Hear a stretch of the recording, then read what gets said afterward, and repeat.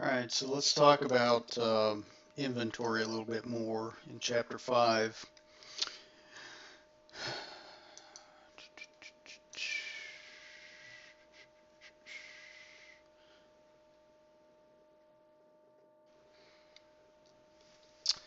All right, so the first thing they talk about is determining what items you have in inventory. You wouldn't think this would be much of a problem, and it's really not. But there are some unique situations that might arise that uh, you would need to deal with and know how to deal with. And so merchandise inventory includes all goods that the company owns and holds for sale, regardless of where the goods are located when the inventory is counted. And again, this is usually done at the end of the month, or excuse me, the end of the accounting period, which is the end of the fiscal year for the company. And certain items require special attention, such as goods in transit. If you have a situation where uh, the goods are titled to you, meaning the shipping terms are FOB shipping point, like we talked about, uh, those goods are titled to you and thus must be uh, listed in your inventory at year end. Goods on consignment. If you are the consignee, meaning you've been given some products to sell by the rightful owner, you cannot list those as part of your inventory.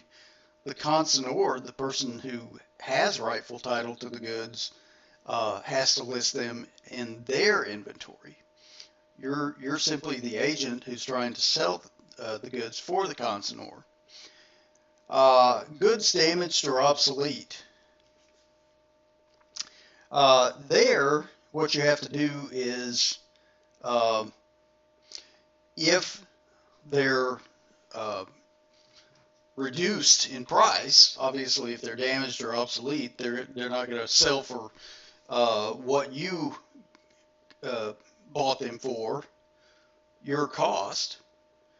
And so you're going to have to recognize a loss, which is the difference between what you can sell it for versus what it cost you. We saw that last time as well, or last chapter.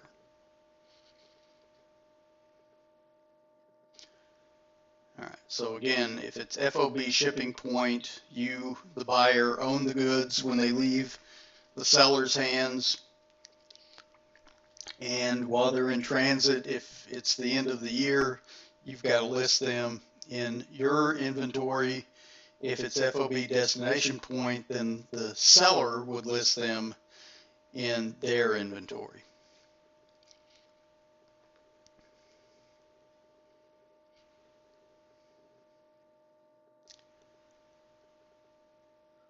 So again, the cost for damaged goods should be reduced to the net realizable value that the seller expects to receive for the damaged goods, if any.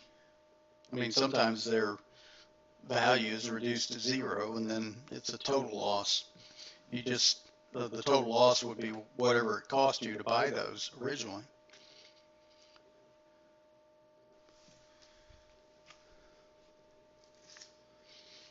Okay, so what items, what are the costs we have to list in inventory? Well, if you remember, I kind of mentioned last time that you have to include in inventory all costs necessary to bring an item to its sellable condition and location. And so that includes the invoice cost, shipping costs if you, the buyer, incur them, storage costs, if any, insurance costs if you so elect to get some, and discounts, sales discounts, cash discounts, reduce invoice or the cost of inventory, as well as any allowances, price allowances or return allowances would reduce inventory costs. And again, I mentioned this last time, most companies take a physical count of inventory at least once a year because even though you are on a perpetual inventory system, you need to make sure, you need to reconcile your your fiscal count with whatever you claim is in the inventory count per the perpetual inventory system. So the fiscal count should equal the amount of inventory listed in your perpetual inventory system, and if not, if it's different, then you're going to have to adjust your records accordingly, like what we saw with shrinkage.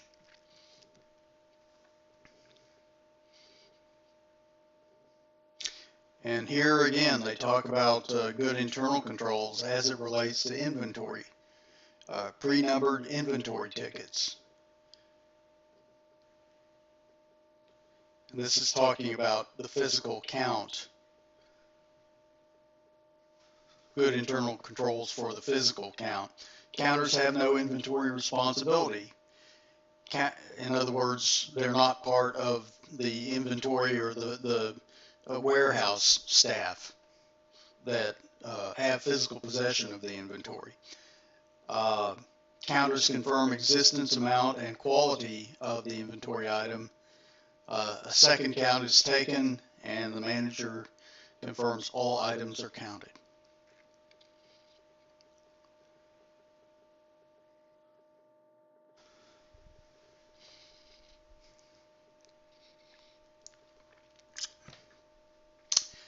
As you saw, inventory affects both the balance sheet and the income statement. The balance sheet is affected because the ending inventory are all items that were not sold at the end of the year. In other words, they had certain amounts of goods available for sale, and they sold some of them, and whatever they didn't sell remains on the balance sheet as ending inventory. Inventory also affects the income statement because those items that were sold are listed as cost of goods sold. And so remember that the matching principle requires matching costs with sales, with the related sales. And we noticed, or we saw how in chapter 4 we had our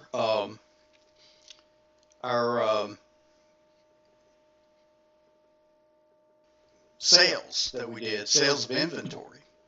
And we had two parts to that journal entry. We had the sales revenue part, where we sold something on credit, so we debited accounts receivable and we credited sales revenue.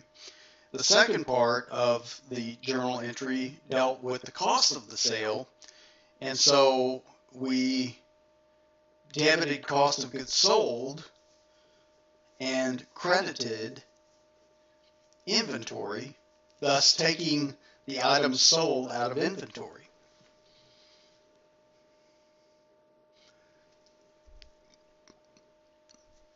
So management has a lot of decisions to make concerning inventory costing. One of them we already talked about, and that's the items included in inventory and their costs. We want to look at a couple of things here. We've talked about the inventory system, perpetual versus periodic. But now we want to look at two other things. we want to look at the inventory costing methods that are available, and then we want to talk about using market values or other estimates if, and what this does is you have to list your inventory at lower of cost or market. And so we'll look at what constitutes market under this LCM structure. Now note here down at the bottom, they have this pie chart, and it shows the various inventory costing methods that are used by companies and the percentage of companies that use specific types of costing methods. And so you see in orange it says FIFO, which stands for first in, first out. 48% of companies use FIFO. 28% of companies use LIFO. 20% use weighted average, and 4% use other.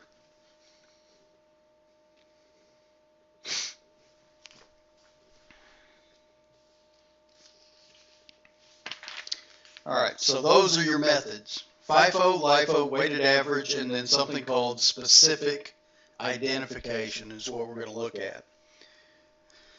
Now, here is, and specific identification is exactly what it sounds like. When you sell an item, you identify the item, you know the cost of the sale of it, and so you record the cost of the sale at the time of the sale. Pretty easy, and quite frankly, if you've got items that are fairly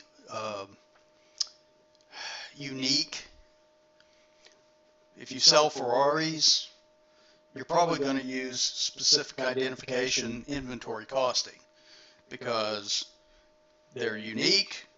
You don't have a lot of sales of these items, and they're easy to identify, usually by vehicle identification number, VINs.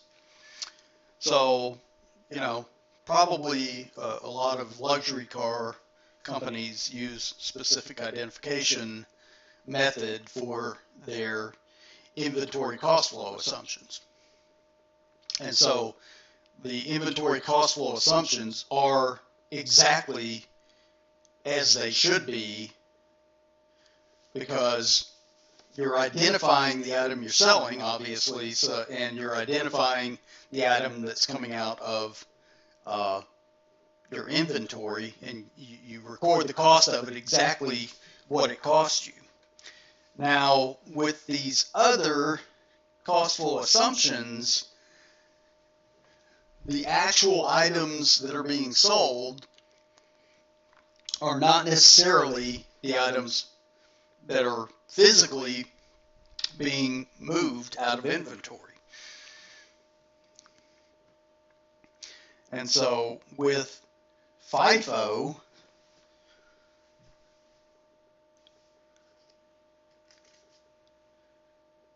the assumption here is that you're selling the first items purchased during a period of time.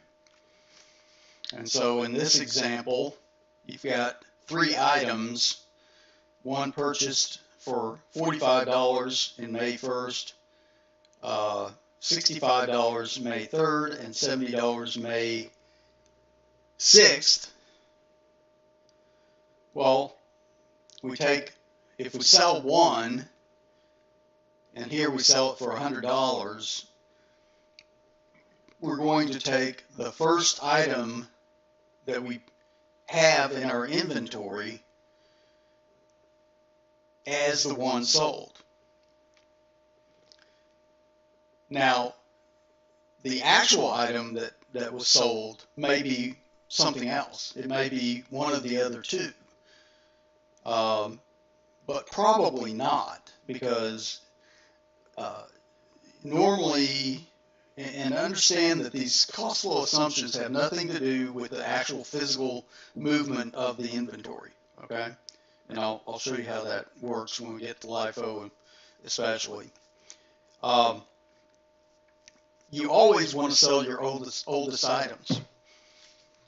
You know, if you've got a lot of products that are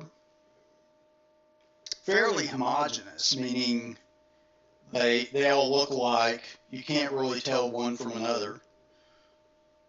You sell bananas, you sell Barbies, or something like that. They all look alike. So you always want to sell the oldest items in your inventory first, especially if it's items that deteriorate. But that doesn't necessarily mean that that's going to happen. It doesn't have to happen. But the assumption here is, regardless of which item actually came out of inventory, it's assumed that for cost flow purposes, the item that actually came out was the oldest item in your inventory, which in this case is the one you purchased at $45. Now, going to LIFO, the assumption is that the last item in inventory is the one sold. And so in this case, that would be the one purchased on May 6th for $70. And so again, we have the same sale, $100. Here you're going to record cost of goods sold of $70 instead of $45 like in FIFO. And so your gross profit is much less by $25. And notice in the balance sheet, your ending inventory, it's $135 for FIFO, it's $110 for LIFO.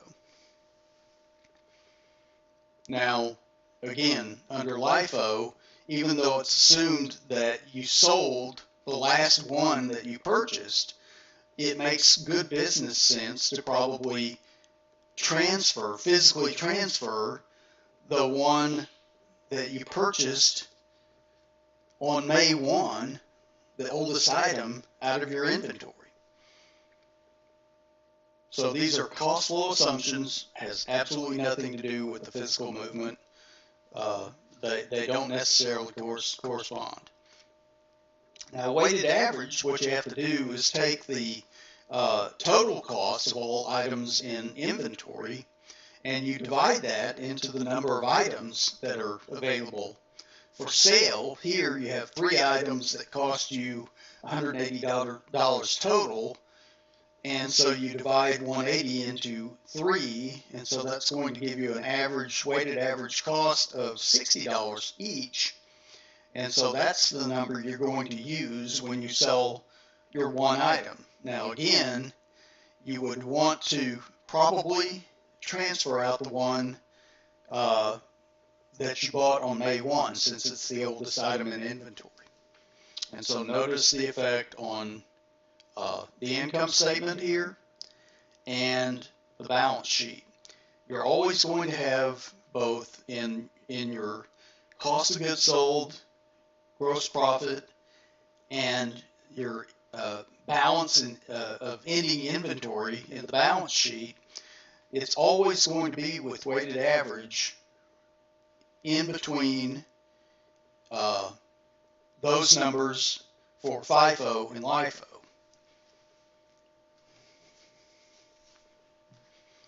With FIFO, you're always going to have a higher gross profit, a lower cost of goods sold, thus higher gross profit, thus higher net income,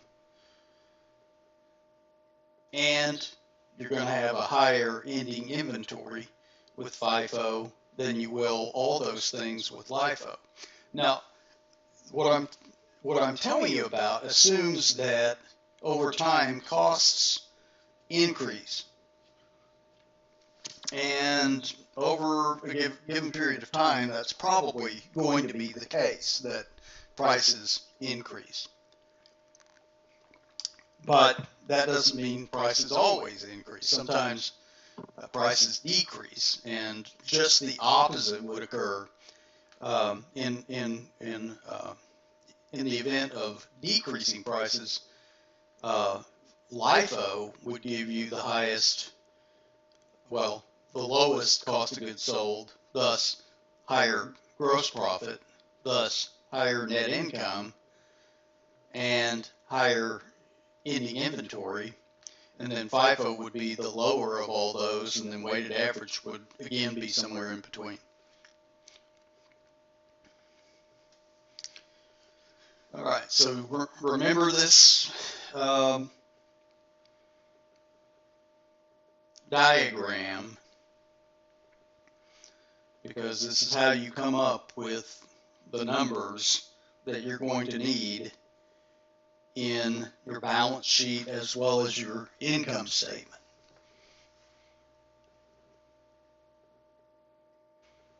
All right, so let's work on computing inventory using these methods. So we have this example, this trekking bike company or something. And so we have information on their purchases and sales for the month of August. So you start out with 10 units at $91 per unit. August 3rd, you purchase 15 more at $106 per unit. You make a sale on August 14 for 20 of those units at $130 per unit, leaving you with 5 units left. Then you have two more purchases on August 17, 20 units at $115, and on August 28th, 10 units at $119, and then there's a sale at the end of the month, August 30th, 23 units at $150, leaving 12 units left in ending inventory.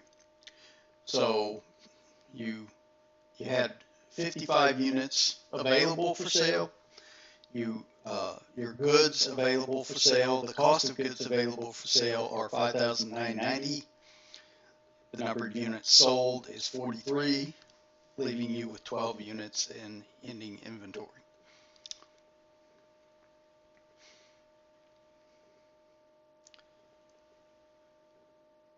All right, for specific identification, here on August 14, you sell 8 bikes out of the $91 cost batch, and then you sell another 12 units out of the $106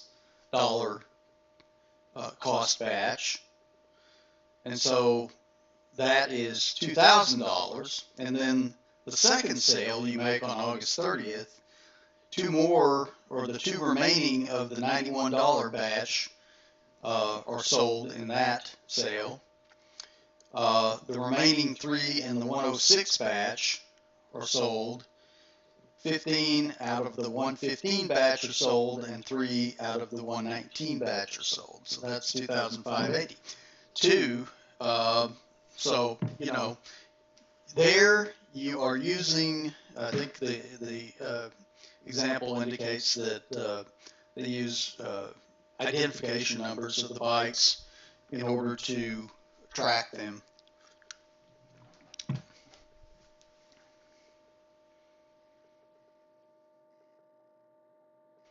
All right, so first in, first out, your oldest costs are going to go into cost of goods sold. The most recent costs of inventory are going to go into ending inventory. All right, so here,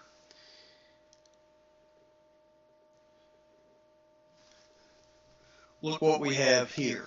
We have 10 bikes in our beginning inventory at $91. and 15 bikes at 106 at the time of this sale on August 14. And so using first in, first out, we're going to start at the top. And so we sold 20 units. And so starting at the top, we're going to take the first 10 from the $91 batch. So that is gone after the sale of those 10. And so now that we've used all of those, we have to go to the next batch, which is the 15 at 106. And so the next 10 of the 20 come from the 106 cost. So 10 times 91, 10 times 106, and that's your cost, which there is on August 14 shows the cost of goods sold of $1,970. What you have left is 5 remaining in the 106 batch. And so the cost that remains in ending inventory after that sale is $530. All right, so on August 17, you purchase 20 more. You add that to the 5 that you have at 106. So cost of goods available for sale after that purchase is $2,830. And then you make another purchase of 10 at 119. And so cost of goods available for sale after that purchase is $4,020. And so again, for your August 30th sale, you're going to take the first in, which is the 5 at 106. And again, you have 23 units that you sell.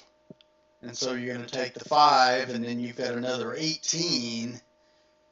And so that comes out of that next group, which is the 115 group. So 5 at 106, and then 18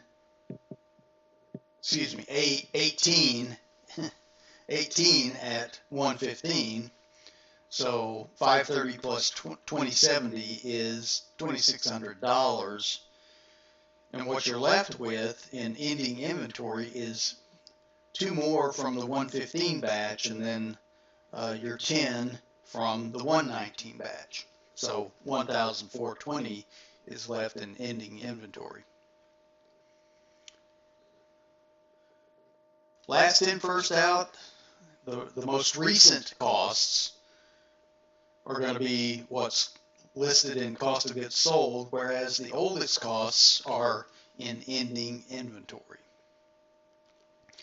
So let's see how that works. So here you're going to start with the most recent purchases and work your way up to the oldest purchases. So same transactions. You have 20 sold on August 14, and at the time of that sale you had 2 batches, and so you're going to take the first 15 from the 106 batch. So 15 times 106, and then you're going to take 5 from the $91 per unit batch, and so that's going to be your cost of goods sold, $2,046. And what you have left in inventory after that sale is 5 units at $91 per unit. All right, so you make your purchases 20 at 115 on August 17, 10 at 119 at 1190.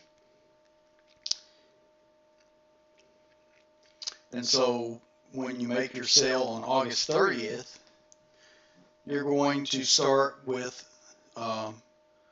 the, and again, it's 23 units that are sold, you're going to start with the batch that cost $119 per unit. So you're going to take those 10 at $119.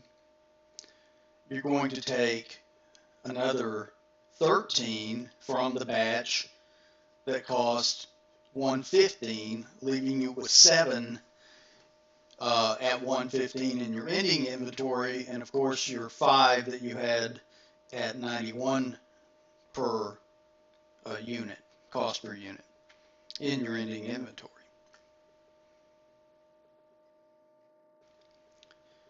Again, weighted average, you're gonna average the cost of each unit in inventory using the cost of goods available for sale divided by the units on hand on the date of sale. So let's see how that works.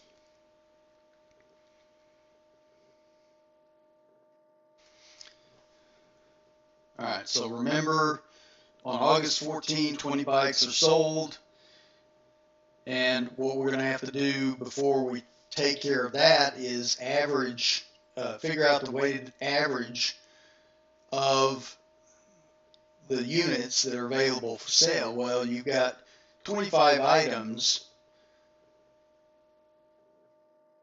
and the cost of those 25 items is $2,500, and so the weighted average cost of those units are $100 per unit. And so that's the number you're going to use. You're going to take the number of units sold, in this case 20, times your weighted average cost per unit of $100 to come up with your cost of goods sold.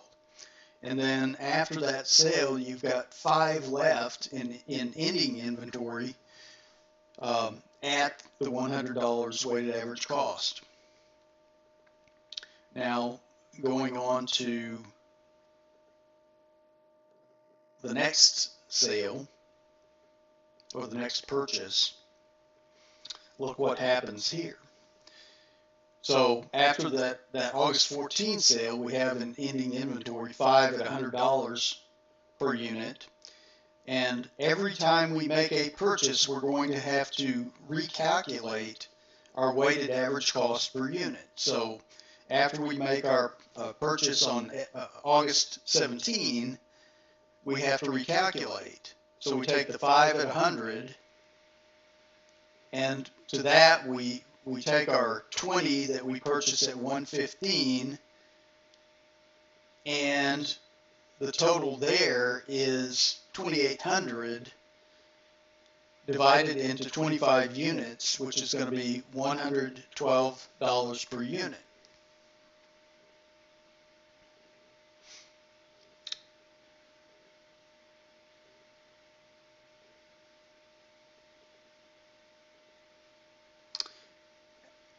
And again, on August 28th, we make another purchase for 10 units at $119. So again, we've got to recalculate the weighted average cost per unit after that purchase. So we take our 25 that we have,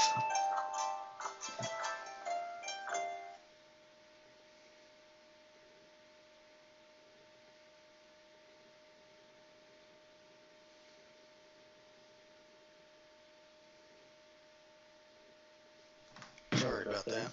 We're going to take the 25 we have at 112 weighted average cost per unit, and we add to that the 10 we purchase at 119. What we come up with is $3,990. We divide that into 35 to come up with $114 per unit as your weighted average cost per unit. And so when we make the sale on August 30th,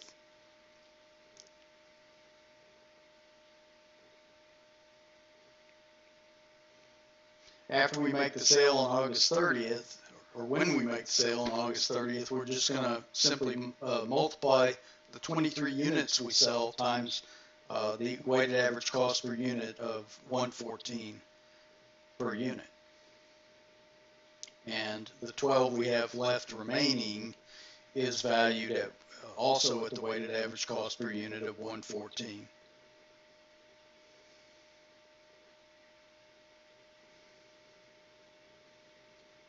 So look what happens again. Specific ID is, whatever the numbers are, the numbers are. It's based on actual items coming out of inventory and what their costs are. FIFO, assuming rising costs, you're going to have lower cost of goods sold, thus you're going to have higher gross profit, higher net income. You're going to have also higher ending inventory in your balance sheet. LIFO, in times of rising costs, you're going to have higher cost of goods sold, thus lower gross profit, lower net income, and lower ending inventory. And then weighted average is going to be somewhere in between FIFO and LIFO.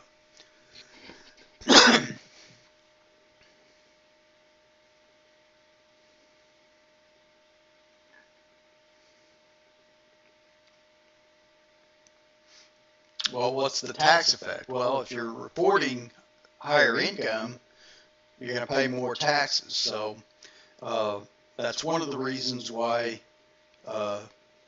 companies choose LIFO. Lower net income equals lower taxes, and that increases their actual cash flow.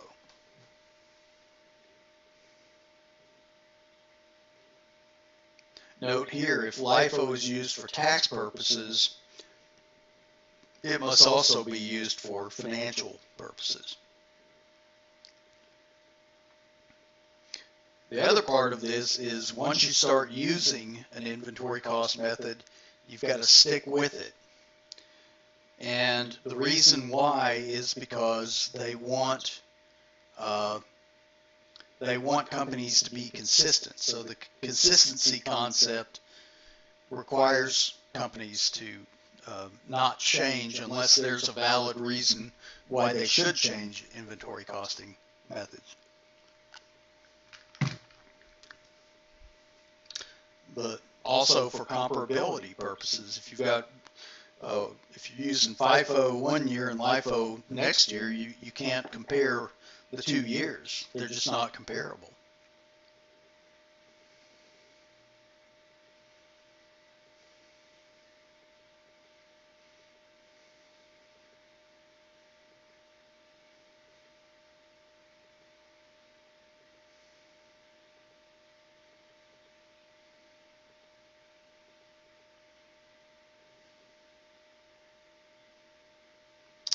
All right, we want to look briefly at this lower of cost or market because under GAAP you're required to report your inventory at the lower of the two.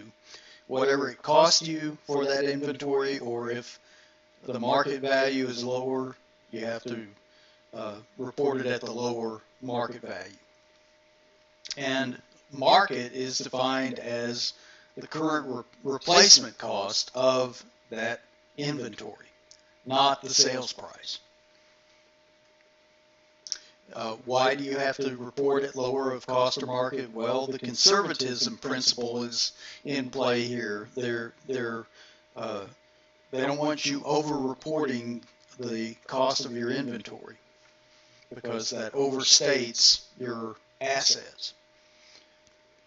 And so you can apply this LCM in one of three ways. You can apply it separately to each individual item. You can apply it to major categories of assets, or you can apply it to the whole inventory. And you simply, whichever one you use, you would compare the cost of your inventory to what you could replace it for, the cost to replace it, and whichever one's lower is the one you go with. And so what they in the book say is, you've got these three options. but they're only going to talk about the first one, the separate individual items. So we're going to apply that. So here we have this motorsports retailer, and they have the following items in inventory. They have Roadsters, 20 of them. The cost is $8,500. It would cost $7,000 to replace it. So total cost is $170 for those 20 units. The total market is $140. So you take the lower of those two, which is the $140, and apply it to those inventory items. And so you go to the next group of inventory items, which is the Sprint. You got 10 units costing $5,000 each. The market, what it would cost to replace them, is $6,000 each. So again, you take the lower of the two, the cost, which is $50,000. And so again, that last column is the lower of the cost or market applied to the items. And here 50 is less than 60, so you're going to put 50 there. And so look what you have. You have the total inventory of the two types of inventory that this company has, valued at $190, but the total cost is $220. And so this company is going to have to reduce its inventory to the $190 instead of the $220. Well, how do they do this? Well, they're going to have to take a loss.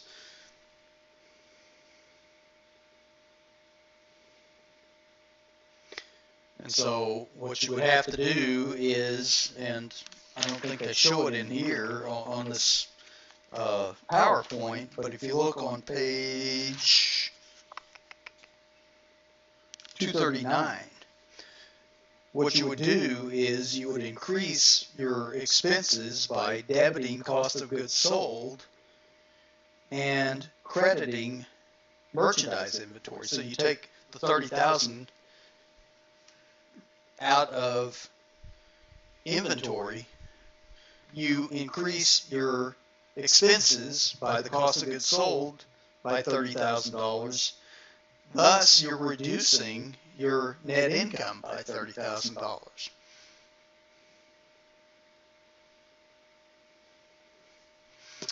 All right, so that's it for Chapter 5.